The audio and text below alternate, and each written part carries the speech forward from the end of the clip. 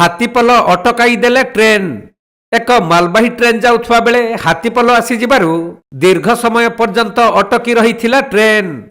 କେନ୍ଦୁଝର ଜିଲ୍ଲା ଚମ୍ପୁଆ ରେଞ୍ଜ ଅଞ୍ଚଳର ବେଡାବନ୍ଧା ନିକଟରେ ଏହିପରି ଘଟଣା ଦେଖିବାକୁ ମିଳିଛି।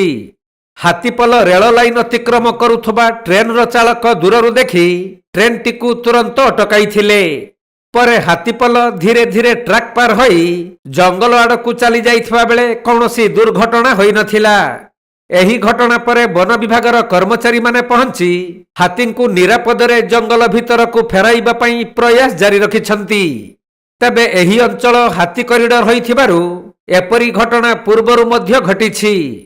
ହେଲେ ଆଜିର ଘଟଣାରେ ଟ୍ରେନ୍ ଚାଳକ ଓ ରେଳ କର୍ମଚାରୀଙ୍କ ସତର୍କତା ଯୋଗୁଁ ବଡ଼ ଦୁର୍ଘଟଣା ଏଡ଼ାଇ ଯାଇଛି।